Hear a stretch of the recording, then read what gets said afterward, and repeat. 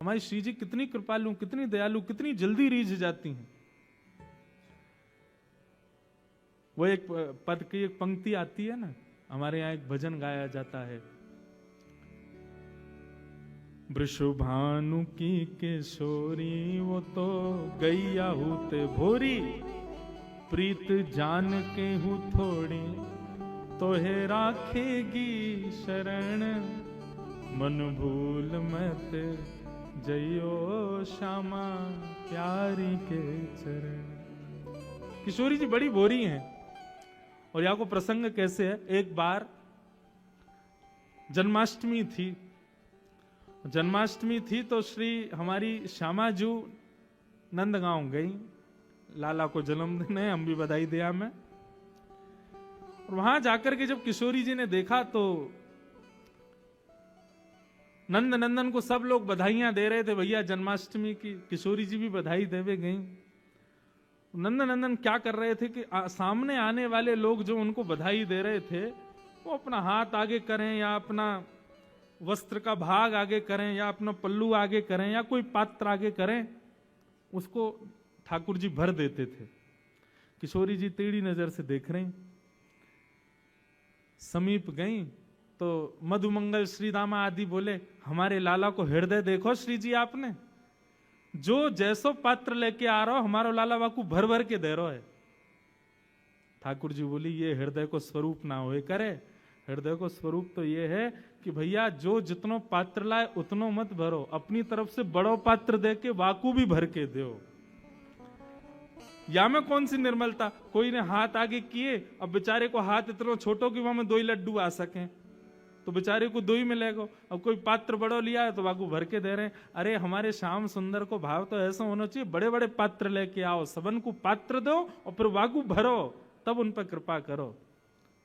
ललिता विशाखा ताली बजाने लगी, देखो हमारी श्री जी को भाव। ये पैज तो चलती रहे। हमारी श्री जी तो बड़ी कृपालु, बड़ी दयालु है। नेक में ही दया कर दें, नेक में ही कृपा बरसा दें। हमारे श्याम सुंदर कभी कभी श्री जी को दिखावे के काजे कृपा करें, देखो हमने वो कृपा करी, लेकिन श्री जी दिखावे ना है। श्री जी को भाव ही ऐसा होवे कि ठाकुर जी वही में ही हार जाएं, कि आके आगे और कहा करें हम। तो श्री जी को स्वभाव है। तो इसलिए भैया यदि आपके भीतर रस आया है, आपके भीतर भाव आया है, उस भाव से, उस रस से, उस ज्ञान से, उस भाव से संसार को मत रिझाओ। ये वृंदावन चतुर्व्यूह से श्री जी की सेवा करता है। तो तीसरा व्यूह जो है वो रसिक है, रसिक जन। वृंदावन के रसिक जन हो या वृंदावन के बाहर रहने वाले रसिक जन हो, वे सब अपने भाव से किशोरी जी को प्रसन्न करें, उनको आनंदित करें, ऐसा भाव है। और चौथा वृंदावन का जो भाव है वो श्री यमुना जी, रज वृक्षवल्लरी सघन कुंज, रसिक जन और श्री यमुना। इन चतुर्व्यूह रूप से वृंदावन श्री जी की सेवा करता है, हमारे श्याम सुंदर की सेवा करते हैं, उनको लाड़ लड़ाते हैं, उनको प्रसन्न करने का भाव करते हैं। इसलिए वृंदावन आओ तो इन चारों की शरण ग्रहण करो, रज सघन कुंज लता गुल्म पत्र पुष्प, रसिक जन और श्री यमुना जी। इन चारण को प्रणाम प्रथम करो, वाके बाद बिहारी जी को दर्शन करो, वाके बाद राधा वल्लभ जी को दर्शन करो, वाके बाद राधा रमन जी के पास जाओ। अभी हम लोग चूक क्यों रहे हैं पता है? ये वृंदावन को सेल्फी पॉइंट और ये रील्स बनाने की स्थिति में क्यों लिया है हम लोग? क्योंकि हमने गुरु का आश्रय तो लिया ही नहीं। हमने 4 गुरुओं को छोड़ सीधे ठाकुर जी का दर्शन किया, हम उसको समझ ही नहीं पाएंगे, हम उनको जान ही नहीं पाएंगे। मैथ्स की बुक है, साइंस की बुक है, सोशल स्टडीज की बुक है, और बुक समझ में तो तब आएगी ना जब गुरु का आश्रय लोगे। ऐसे ही भैया ये राधा रमन जी भी एक किताब हैं, राधा वल्लभ जी भी एक किताब हैं, श्री बिहारी जी भी एक किताब हैं। इनको तब समझोगे जब गुरु को आश्रय लोगे। हम किसी व्यक्ति विशेष के पास जाने की नहीं कह रहे, ये 4 गुरु वृंदावन में हैं, चतुर्व्यूह रूप से श्री रज, श्री सघन कुंज, श्री रसिक जन और श्री यमुना जी, इन चारों को आश्रय पहले लो और वाके बाद आप प्रवेश करो। आपको वास्तव में लगेगा कि हमने राधा वल्लभ जी 10 बार गए लेकिन दर्शन पहली बार भयो है। 10 बार बिहारी जी गए लेकिन दर्शन आज पहली बार, जैसा हुआ वैसा पहले कभी नहीं हुआ। गुरु के आश्रय में होकर के फिर जाओ। ये चतुर्व्यूह है वृंदावन का।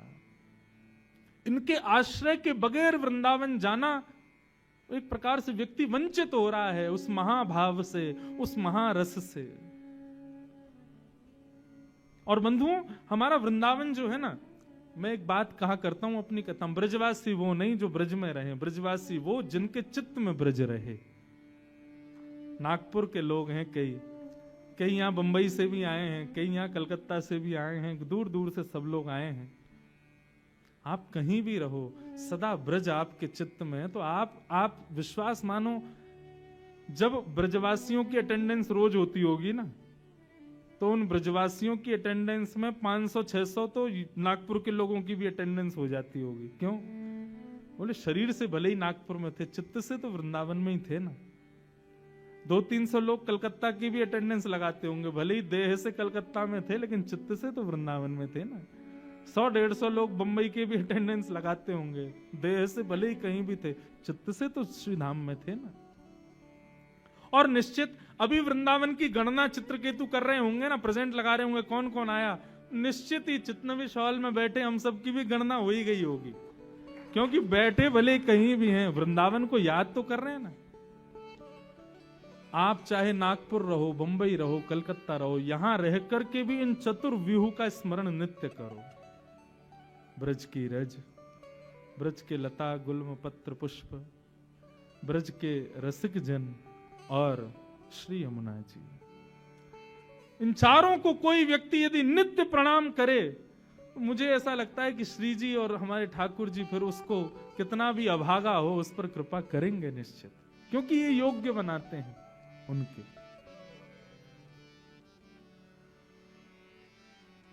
ऐसे भाव हैं। तो अब ये इस प्रकार से कुछ ना कुछ भाव तो हम सुनाते रहेंगे। एक लीला का मधुर दर्शन करें। पिछली बार भी हमने कुछ लीलाएं सुनी थी। मुंदरी चोरी लीला सुनी थी, नौका विहार लीला सुनी थी, और कौन सी सुनी थी बताओ? हाँ, मान लीला सुनी थी, और कौन सी सुनी? हाँ, प्रथम मिलन लीला सुनी थी। अब यही सब लीलाओं में एक बड़ी अद्भुत लीला आज मिली ठाकुर जी की और किशोरी जी की, उसका दर्शन करें। इतना सुंदर भाव है।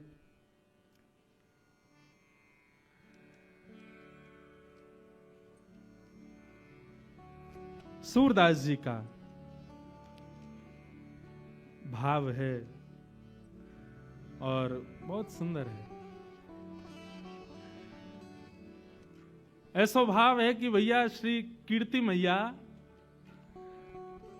वैसे तो किशोरी जी हमारी इतनी सुकोमला हैं, सदा सखीन के मध्य में रहें, सब सहचरी सेवा करें, लेकिन आज कीर्ति मैया किशोरी जी से ऐसे ही केवल दिखाने के भाव से, समाज को दिखे उस भाव से किशोरी जी से कहती हैं, लाली अब धीरे धीरे घर के काम काज भी सीखो, आने चाहिए, लेकिन काम काज सिखावे तो हैं कीर्ति मैया, लेकिन ये ललता विशाखा आदि सब सखी ऐसी हैं कछु करन ना दें किशोरी जी को।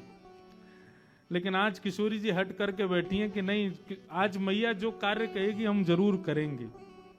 और मैया ने कार्य कह दियो है, बोले लाली आज एक काम कर, गौशाला में जाके गैया को दूध काट के ला। और किशोरी जी आज गैया को दूध दोहे हुए जा रही हैं। इतनी सुंदर लीला है। अच्छा, आजकल तो गौशालाओं में गायों को बांध देते हैं, लेकिन प्राचीन काल में ऐसा नहीं था। किशोरी जी को देख करके गैया के भी मन में भाव आया हो, या लीला को और बढ़िया संवरण किया जाए। तो किशोरी जी तो जैसे ही दूध दोहे बैठी हैं, अत्यंत सुकोमला, अत्यंत सुकुमारी किशोरी जी के हस्त कमल को स्पर्श पाकर के गाय मन में विचार करने लगी, श्रम है जाएगा श्री जी को, या काम में तो एक ही निपुण है, नंद नंदन वही तो करवाएंगी।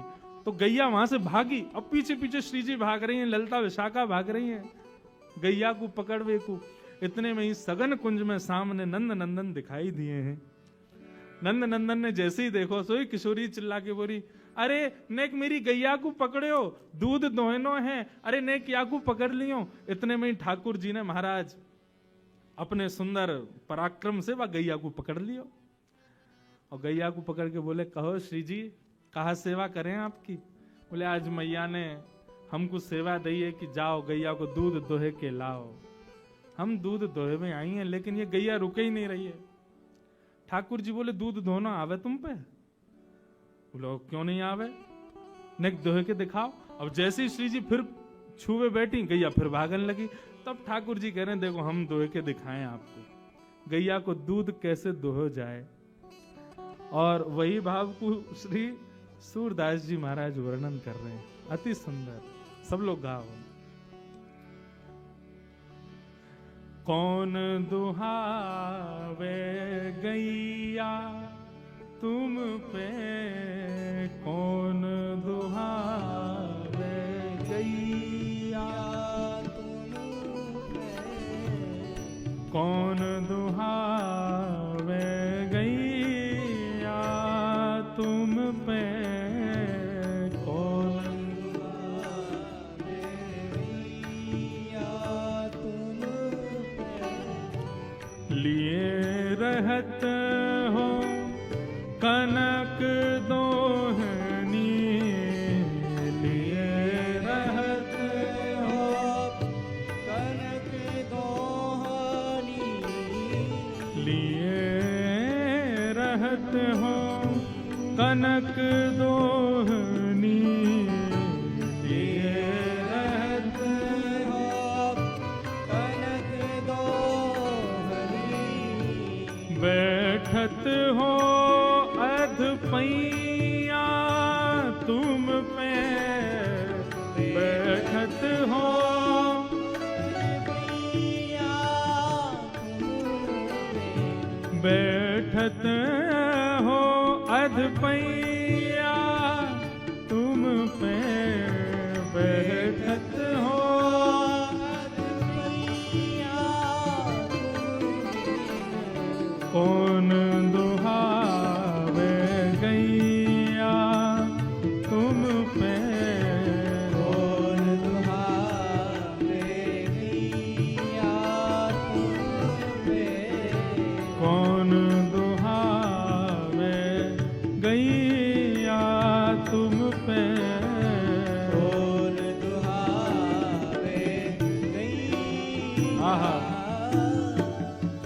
अति रस काम प्रीत जाने के, अति रस काम प्रीत जाने की, आवत खरिक दुहैया तुम पे, आवत खरिक दुहैया तुम पे। किशोरी जी कह रही हैं, तुम पे कौन गैया दुहावे को, तुम्हारे लक्षण गैया दोहे वाले तो लगना रहे हैं। ठाकुर जी बोले, क्यों, हम या जन्म के नहीं, हम तो जन्म जन्मांतर के ग्वाला हैं, हमसे भैया गड़िया गैया कौन दोहे सके। बोले, कनक सोने की बाल्टी हाथ में लेकर के और अधपैया आधे आधे घुटनेन पे बैठ गए और कह रहे हो गैया दोहे में आई हैं। हम सब जाने तुम्हारी बातन ने, तुम ये गैया वैया चरावे ना आओ सघन कुंज में। ठाकुर जी बोले, तो फिर क्यों आवे हम। बोले, हम जैसी सुंदर नई नवेली गोपीन को देखवे के काजे आओ तुम, तुम्हारी सब बातन ने जाने हम। यशोदा मैया और नंद बाबा के आगे कोई बहानो चाहिए या हमारे गैयान को बहानो बना के आओ कि गैया चरावे जा रहा हूं। तुम्हारी सब करतूतन ने जाने, या वन में आके सघन कुंज में आके गोपीन को ताड़ हो आप तो। ठाकुर जी बोले, अरे ऐसी कैसी बात कर दी। मधुमंगल श्रीदामा बोले, लाला ये तो बड़ी हमारी तोहीन है रही है। कछु करके दिखा। बोले कहा करके दिखाऊं? गैया गैया दूध दोहे के दिखाने, कैसे दोह जाए या कुछ दिखा तो सही। ठाकुर जी बैठ गए, सोने की बाल्टी है, नीचे धरी है, गैया भी आनंद ले रही है। आज आनंद आवेगो, ठाकुर जी की और किशोरी जी की मधुर लीला चल रही है, और ठाकुर जी दूध दोह रहे हैं। अब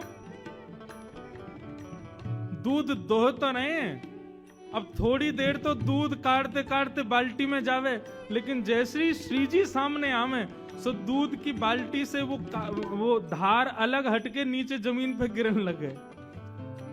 अब किशोरी जी और सब गोपी मुंह पे हाथ धर के ऐसे में, देखो ये दूध काटनो आवे इन पे, आधो दूध तो नीचे फैला दियो।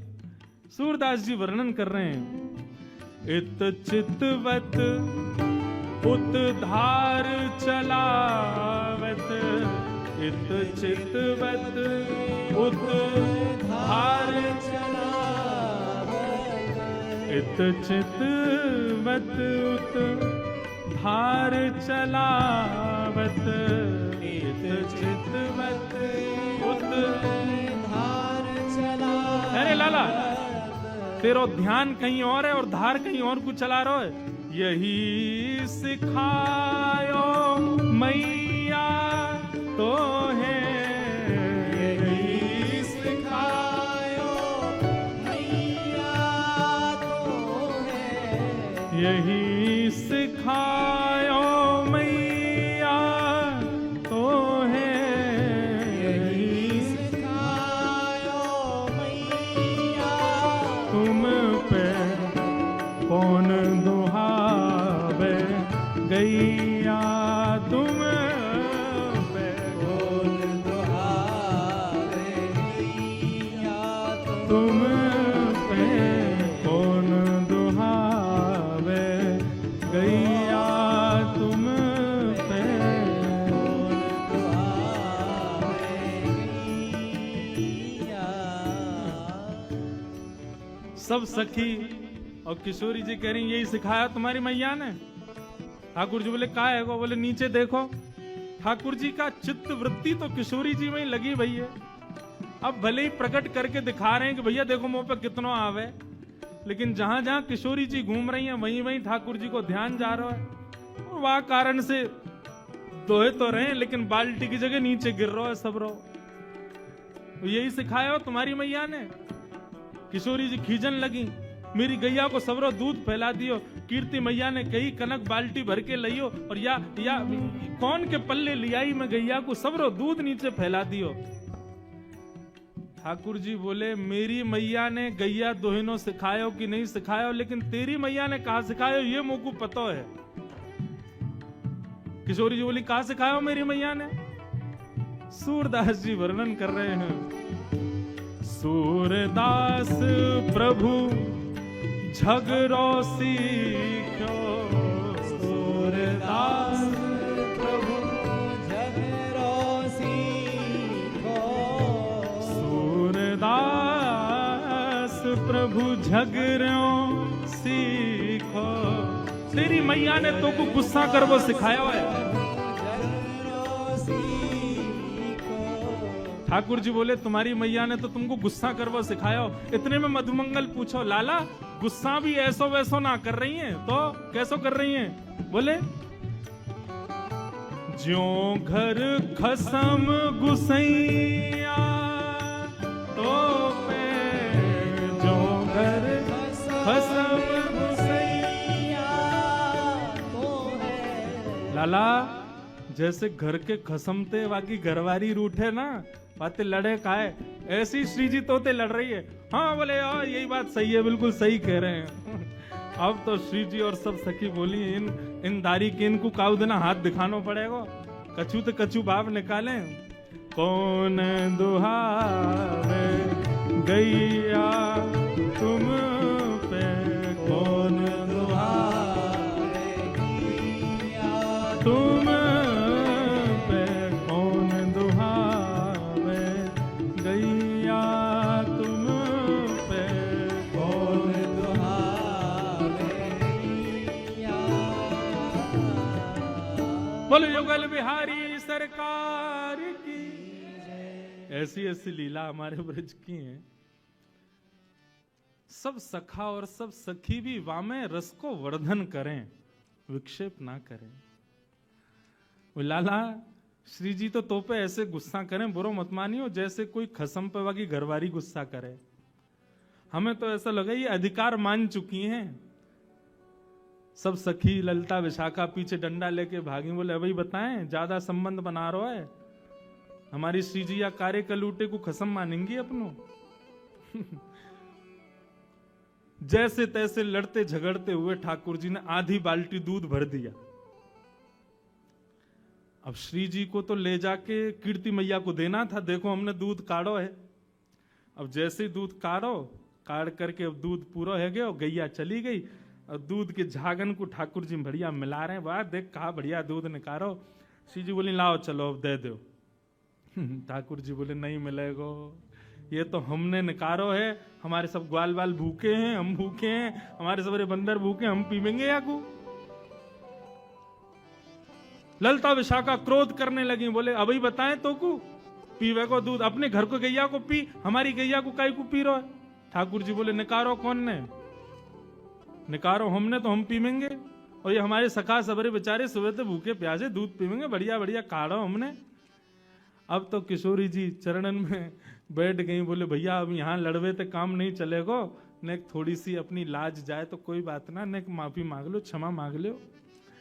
और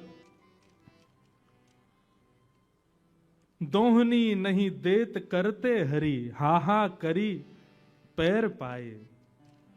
किशोरी जी चरणन में गिर के हाहा कर रही हैं, बोले भैया हमारी दोहिनी दे दे, मैया को दिखानो है ले जा करके। और जैसे ही श्री जी प्रार्थना कर रही हैं कि हमारी दोहिनी दे दो, सो ठाकुर जी को और आनंद आ रहा हो, बोले अच्छा श्री जी चाहिए, बोले हाँ एक बार और हाहा करो। श्री जी फिर कह रही हैं भैया तेरे हाथ जोड़ रही हैं, जो तू कहेगो सो करेंगे, हमारी दोहिनी दे दे, मैया को जाके दिखाना है। तब खूब परेशान करके खूब श्री जी को श्रमित करा के तब अंत में ठाकुर जी ने दोहिनी प्रदान करी है। ऐसे हमारे दोहिनी गाय दोहन लीला हमारे ब्रज में भई है, ठाकुर जी की और श्री जी की। मैया को जाकर के श्री जी ने प्रदान कर दिए, बोले लो हमने दूध निकारो। आज कीर्ति मैया ने खूब नजर उतारी है, बलैया लई है, बोले जय हो हमारी श्यामा जू ने आज पहली बार दुग्ध निकारो। महाराज पूरे बरसाने में एक एक बूंद भर दूध की बांटी गई है, क्यों श्री जी ने दूध निकारो है। लेकिन असलियत तो सब जानने कौन ने निकारो, हमारे लाला निकार के लाए हैं। ऐसी मधुर भाव से सूरदास जी ठाकुर जी की मधुर लीलाओं का वर्णन कर रहे हैं। बंधुओं, ये परस्पर जो प्रेम भाव है ना, ये केवल हम आप सबको उस रस का केवल एक बिंदु चखाने के लिए श्री जी और ठाकुर जी करते हैं। कई बार श्री जी के भाव प्रकट करने में ना कभी कभी डर लगता है। आजकल के सामान्य भावों को सुनने वाले लोग कहीं इससे कोई अनर्गल अर्थ ना निकाल लें। हमारी श्यामा जू, हमारी किशोरी जू, उनके भाव में कहीं कोई विश्लेष ना आ जाए, इसलिए भय लगता है कभी कभी। लेकिन हमारी श्री जी को प्रेम कैसा है पता है? अंतर्निष्ठ प्रेम। अंतर्निष्ठ प्रेम किसे कहते हैं? सामने देखोगे तो ऐसा लगेगा कि लड़ रही हैं, गुस्सा कर रही हैं, लेकिन जैसी श्याम सुंदर चले जावे वाके बाद श्री जी को प्रेम मानो रोम रोम से प्रकट हो गए। और वह सुंदर प्रेम को वर्णन श्री नंददास जी महाराज अपनी वाणी में करें। बहुत सुंदर भाव है। हमारी और सर्वेश भैया की आपस में एक दूसरे को पदावलियों की वो होती है, क्या बोलते हैं उसको, कंपटीशन होता है, पद भेजो कंपटीशन। ये पद भेजते हैं तो मैं सोचता हूं इससे दुगना बढ़िया भेजूंगा। ये जो पद भेजते हैं उससे मैं रात भर चिंतन में चला जाता हूं, फिर हम ऐसा पद भेजें ये एक आध महीना को चिंतन में चले जाएं। तो किशोरी जी का एक सुंदर भाव श्री नंददास जी वर्णन करते हैं।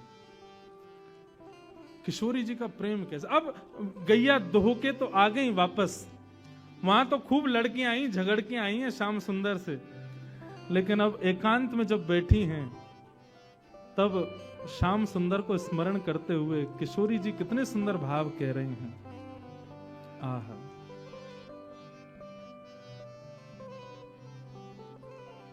बहुत सुंदर भाव।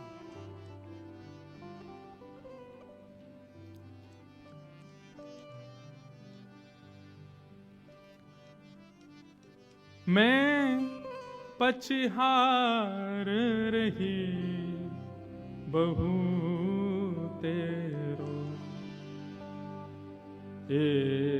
कहू नेक नानी के हेरो, मैं पछहार रही बहू तेरो। श्री जी सब सखियन से कह रही हैं कि ठाकुर जी कैसे हैं, मुकु नेक बताओ, नेक मुकु सुनाओ उनके बारे में। सब सखी बोली अभी अभी तो मिलके आए हैं, अभी अभी तो उनसे खूब लड़ झगड़ के आए हैं, और रोज ही कोई ना कोई लीला होवे श्री जी। पर हम हर बार देखें कि आप जब भी एकांत में आके बैठो फिर सबन से कहो कि नेक थोड़ा कृष्ण के बारे में बताओ, उनके रूप के बारे में बताओ। आप जाओ तो हो उनसे मिलवे, सामने खड़े हो, मैं नेत्रन से निहार ले करो। फिर ये आप एकांत में आकर के क्यों कहो कि श्याम सुंदर कैसे हैं, नेक उनके रूप को वर्णन करो। ठाकुर जी हूं मैं तो हैं सन्मुख, वही समय देख ले करो उनको। तब सब सखियन सो हमारी श्रीजू कहा कह रही हैं, इतनी सुंदर भाव हैं श्री नंददास जी के। बोली अरे सखी कहा बताऊं, तुम लोग बड़ी सौभाग्यशाली हो जो नयन भर के श्याम सुंदर को देख लेती हो, लेकिन मेरी स्थिति ऐसी होती है कि एक क्षण से अधिक यदि मैं नेत्रों से श्याम सुंदर को देखती हूं तो उतने में मेरी स्थिति क्या होती है। छिनहि में भर आवत पानी, श्याम रूप कहाँ छिन में जान। ऐसा रूप है श्याम सुंदर को कि मैं एक क्षण से भी ज्यादा निहारवे को प्रयास करूं तो एक क्षण से अधिक देखने पर मेरे नेत्रों में जल आ जाता है। मुझे नेत्र बंद करने पड़ते हैं। दो कारण हैं। पहले तो जल आ जाता है, कहीं और रुदन ना हो जाए, कहीं और जल आया तो श्याम सुंदर श्रमित हो जाएंगे। वो जो लीला हमारी मान की थोड़ी झगड़े की चलती है, उस बीच में यदि अश्रुपात हो जाए तो ऐसा लगेगा रस में नमक घोल दिया हो। इसलिए मैं जानबूझ करके श्याम सुंदर से अपने नेत्रों को बचाती हूं, उनको नहीं देखती। क्यों? एक क्षण से अधिक देखूं तो नेत्र सजल हो जाते हैं। बंधुओं,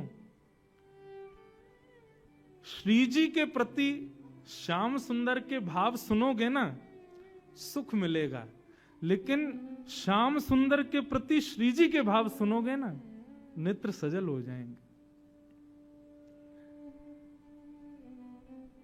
छिनहि में भर आवत पानी, श्याम रूप कहाँ जिनमें जान।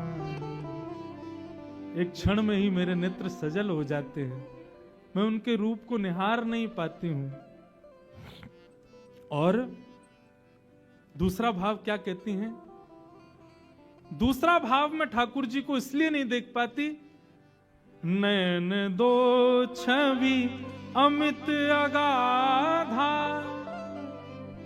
अरे सखियों, श्याम सुंदर को रूप तो अपार है, और वह अपार रूप को देखवे के काजे नेत्र केवल दो ही हैं हमारे पास में। भाव समझिएगा।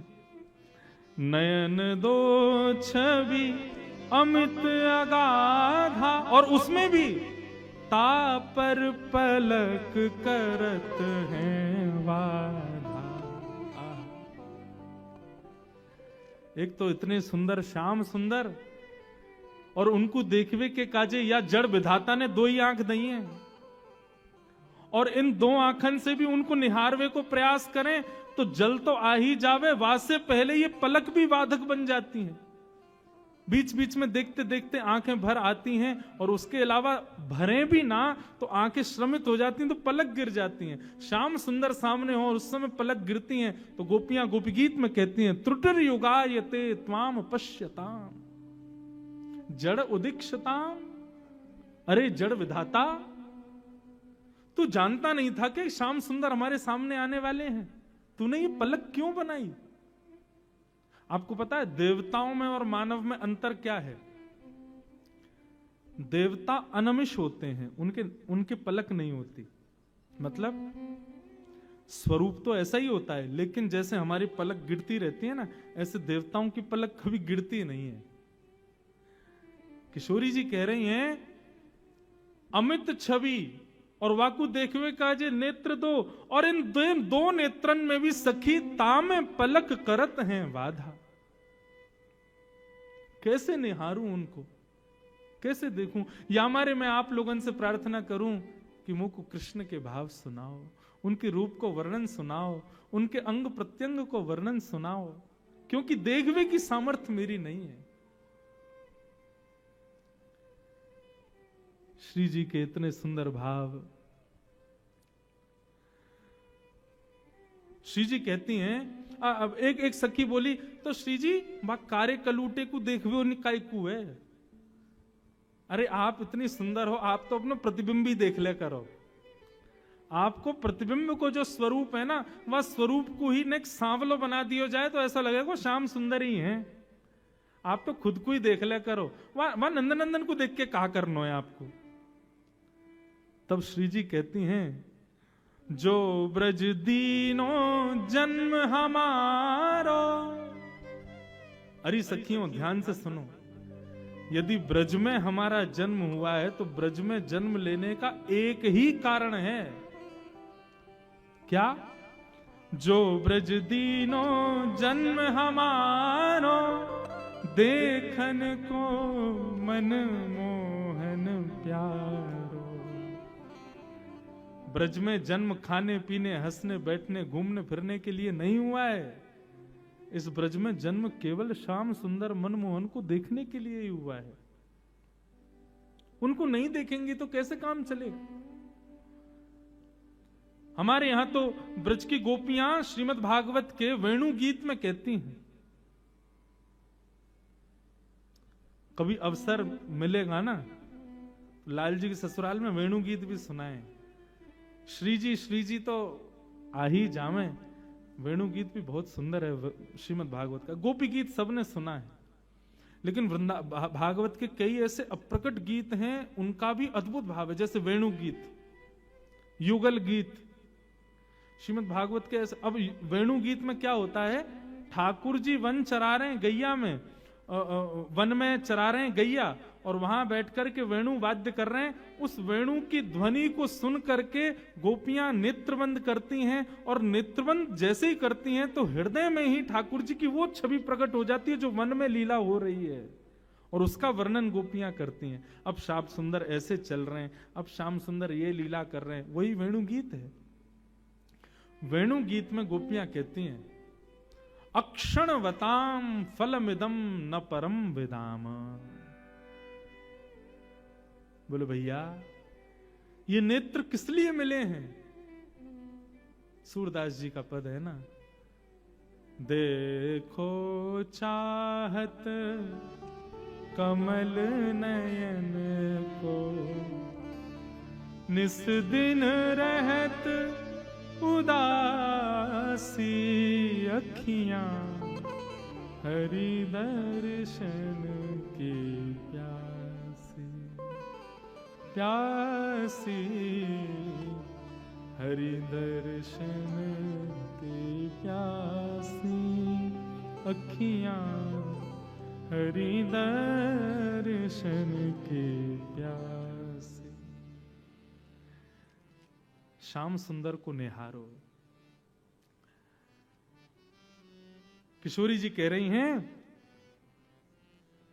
जो ब्रज दीनो जन्म हमारो, देखन को मनमोहन प्यारो। उनको देखने के लिए ही हमारा जन्म ब्रज में हुआ है। किशोरी जी बोली, मैंने तो अब सोच लियो है। ललिता विशाखा बोली, कहा सोच लियो? बोले अब मैं तपस्या करूंगी। ललिता विशाखा बोली क्यों? बोले मैंने सुनी है तपस्या करने के बाद में ब्रह्मा और इंद्र की पदवी मिल जाती है। ललिता विशाखा बोली आपको ब्रह्मा की पदवी की क्या पड़ी है? बोले मैंने सुना है पूरे विश्व को ब्रह्मा बनाता है, तो मैं तपस्या करूंगी और तपस्या के बल से मैं विधाता बनूंगी, और यदि विधाता मैं नहीं भी बनी तो ललिता विशाखा बोली आपको विधाता बनने की क्या जरूरत है, आप विधाता को बनाओ, आप में इतनी सामर्थ्य है। किशोरी जी बोली सही कह रही है, इस बार तो विधाता विष्णु ने बनायो, लेकिन अगली बार जब प्रलय के बाद पृथ्वी बनेगी तब विधाता को मैं बनाऊंगी। ललिता विशाखा बोली आप विधाता को बनाओगी, क्यों, कहा करोगी ऐसा? तब किशोरी जी का भाव सुनो। आहा, जो विधि ना को वश कर पाऊं, तो मैं पद्धति कछु और चलाऊं। विधाता जब मेरे चयन से बनेगा तो फिर मेरी जैसी इच्छा होगी वैसा विधाता पृथ्वी को बनाएगा, वैसे पृथ्वी के मानवों को बनाएगा।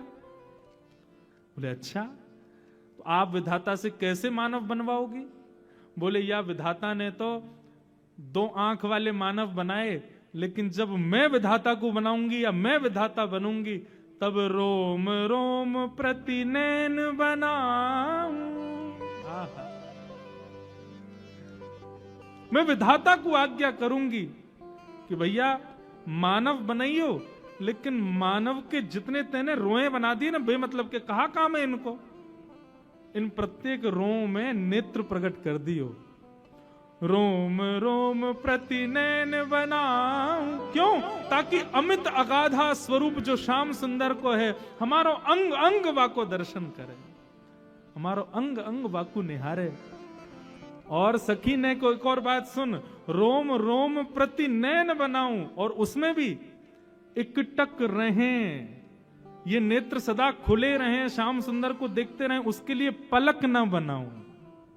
रोम रोम प्रति नैन बनाऊं, इकटक रहें पलक न बनाऊं। तब का होगा? तब कछु कहे हुए सखी सब पूरन मन के कान।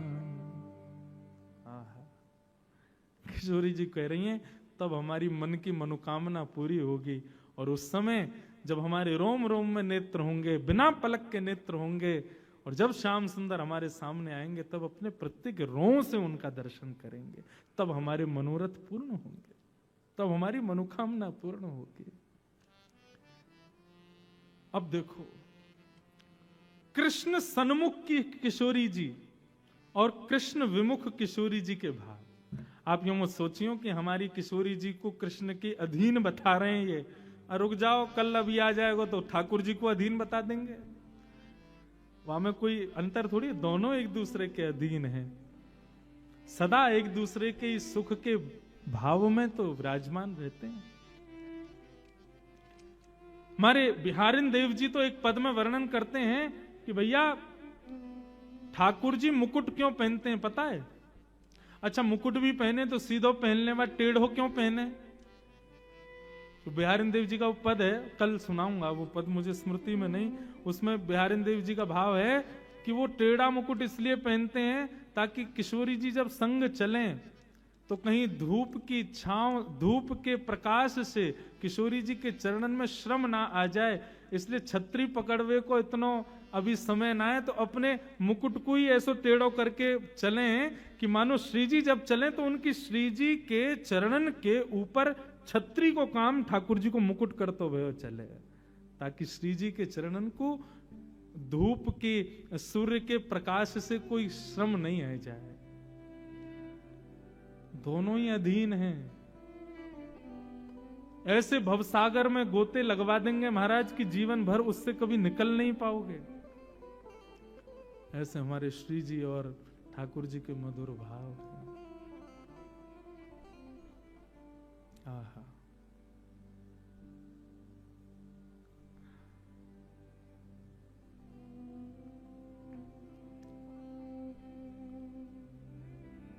वृंदावन किस मधुर भाव में, मधुर साम्राज्य में प्यारी जू और श्यामा जू के ऐसे या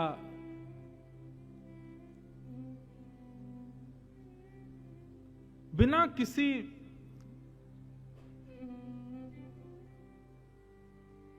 दिखावे को प्रकट किए हुए इस निर्मल प्रेम को सब सखियां सुनकर के आनंदित हो रही हैं और दोनों रसिक जन मधुर भाव से श्री जी को प्रणाम कर रही हैं। तो ऐसे श्री जी के प्रेम उद्भाव हैं ठाकुर जी के प्रति। हमारे वृंदावन में रसिक जन यही भाव के, शायद गत वर्ष भी मैंने कहा था। श्री हृदयवंश महाप्रभु कहते हैं कि ठाकुर जी आप चाहते तो एक ही नेत्र बना देते, वहां तो किशोरी जी कह रही हैं कि अनन्य नेत्र प्रकट करो, लेकिन स्वामी श्री हृदयवंश महाप्रभु कहते हैं कि ठाकुर जी आप चाहते तो एक ही नेत्र बना देते, एक ही नेत्र से पूरा संसार हम लोग देख लेते, लेकिन आपने ये दो नेत्र यही मारे प्रकट किए ताकि एक नेत्र से हम आपको विराजमान करें, दूसरे नेत्र में श्री किशोरी जी को विराजमान करें। बसो मोरे नैनन में यह जोड़ी, नव दुल्हे ब्रजराज सांवरो, दुल्हन राधा गोरी, बसो मोरे नैनन में यह जोड़ी। ये जो श्री रसखान जी भाव प्रकट करते हैं ना, देखो दुरोवह कुंज कुटीर में परो पलोटत राधिका पायन। श्री किशोरी जी के चरणन में श्याम सुंदर अपने सिर रखे भय दर्शन दिए रसखान जी को।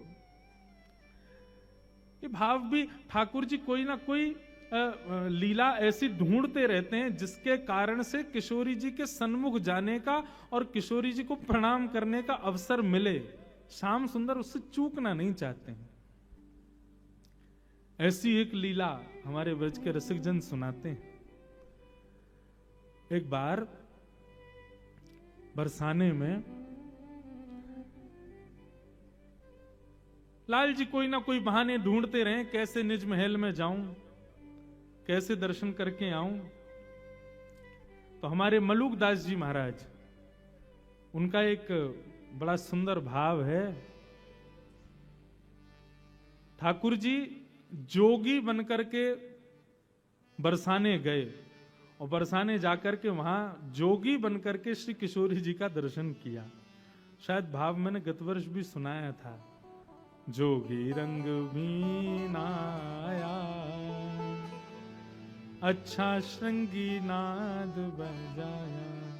अब मलूक दास जी महाराज इस भाव में ठाकुर जी की एक एक छवि का वर्णन करते हैं कि वो कैसे बनकर के आ रहे हैं। ठाकुर जी जोगी बनकर के बरसाने गए, अभी जोगी बन के जाएंगे, अगले भाव को इसके बाद हम सुना वहां में गोपी बन के जाएंगे और केवल किशोरी जी को सन्मुख रस प्राप्त हो, या भाव से जा रहे हैं।